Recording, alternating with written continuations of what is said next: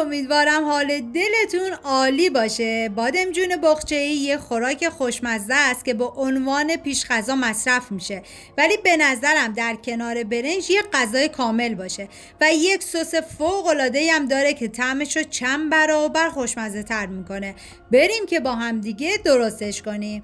مواد لازم: بادمجان، گوجه فرنگی، گوشت چرخ کرده، پیاز، پودر سوخاری، پودر سیر، رب و ادویه شامل نمک، فلفل سیاه، زردچوبه و پودر گشنیز هستش.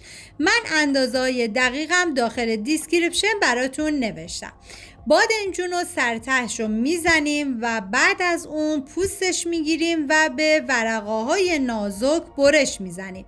بعد از اینکه برش زدید به مدت نیم ساعت بذارید داخل آب نمک تا تلخی بادمجون کاملا گرفته بشه.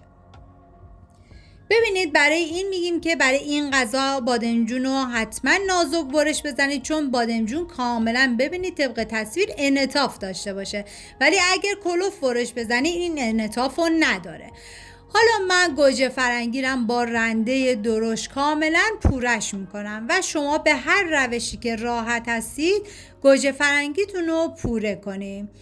حالا اینم میذاریم کنار، این پوره گوجه فرنگی، و میریم برای رنده کردن پیازمون که برای این غذا پیازم با رنده ریز کاملا رندش میکنیم.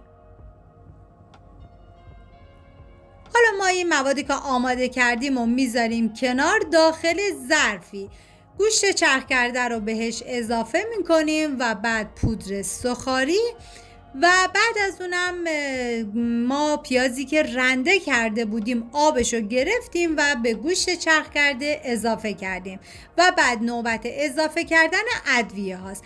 فقط یه نکته شاید برای بعضی از عزیزان سوال بشه که میشه از خود سیر برای این غذا استفاده کرد، سیر تازه. اگر از پودر سیر استفاده بکنید بهتره، چون طعمشو ملایم‌تر میکنه. و بعد از اضافه کردن تمامی موارد کاملا ورز میدیم تا با هم دیگه یک دست بشن و بعد به صورت کوفته های متوسط، یعنی نه خیلی ریز نه خیلی درشت، طبق تصویر کاملا حالت قلقلیش کنین و بذارید داخل ظرفی. به مدت نیم ساعت ما میذاریم داخل یخچال. فقط ببینید چند عدد از این کوفته ها رو من یه خورده درشتر قلقلیشون کردم، به خاطر اینکه داخل بادمجون نمیخوام بذارم و برای تزیین و کنار غذا میخوام ازشون استفاده بکنم. و حالا من این گوشتا رو میذارم داخل یخچال و میریم برای سرخ کردن بادمجونامون. داخل تابه‌ای بهش روغن اضافه میکنیم و بعد از اینکه داغ شد بادمجونا رو میذاریم داخلش و سرخشون میکنیم. فقط ببینید برای این بادمجون بقچه‌ای به هیچ عنوان نیازی نیست که بادمجونتون بیش از حد سرخ بشه، همین که کمی رنگش تغییر بکنه کافیه. و من بادمجونا رو خارج کردم و گوشت چرخ کرده رو از یخچال برداشتم و حالا باید کاملا سرخشون کنم.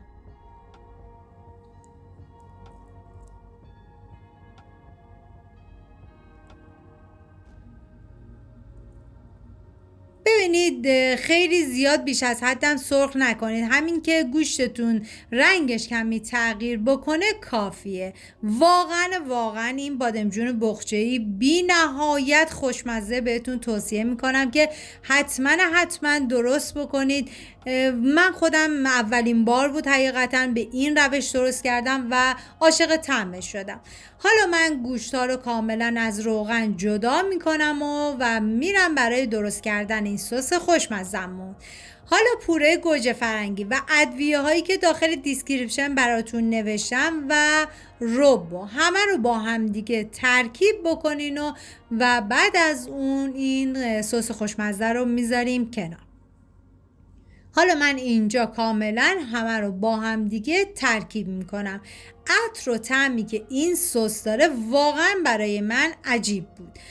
حالا میرم برای درست کردن بقچه بادمجونمون. ببینید طبق تصویر رو سطح کارتون بادمجونا رو میذارین و یک عدد از گوشتای قلقلی رو باید بذارید وسط بادمجون و بعد کاملا بادمجون رو روی گوش قرار میدیم و به وسیله یه سیخ چوبی کاملا فیکسش میکنیم و بعد از اون میذاریم داخل ظرف مورد نظرمون و فری که از قبل گرمش کرده بودیم با دمای 180 درجه. از 1 ربع قبل فرتون رو روشن بکنید و بعد از اون بادمجونا رو به مدت 45 دقیقه ما میذاریم داخل فر. خب من یکی حالا بادمجونا رو کاملا فرمشون میدم و بعد از اونم میذارم داخل ظرفم. اگر ویدیو مورد پسندتون بود و تا این لحظه کانال رو سابسکرایب نکردی خوشحال میشم سابسکرایب کنید و اگر ویدیو رو دوست داشتید لطفاً ویدیو رو لایک کنید. لایک شما باعث میشه که این ویدیو در معرض دید افراد بیشتری قرار بگیره. از این طریق هم از من حمایت میکنید.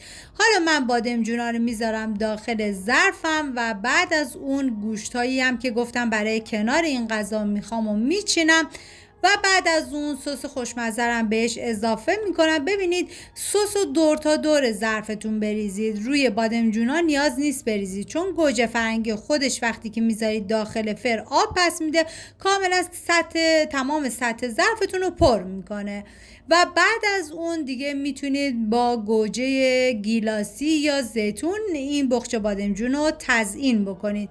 و عزیزان اگر براتون امکان داشت اون 45 دقیقه از زمان پخت این غذا گذشت آب گوجه فرنگی کشیده شد از زعفران میتونید استفاده بکنید روی این غذا بریزید. اگر هم نداشتید اشکالی نداره ولی خب اگر باشه بهتره. حالا دیگه من میذارم داخل فر و بعد از 45 دقیقه دیگه این غذای خوشمزه ما آماده است که یه برنج زعفرونی یا مثل من برنج با ته‌دیگ سیب زمینی درست کنین و نوش جانتون بکنید. امیدوارم درست کنید در کنار عزیزانتون لذت ببرید. تا یه خوشمزه دیگر بدرود.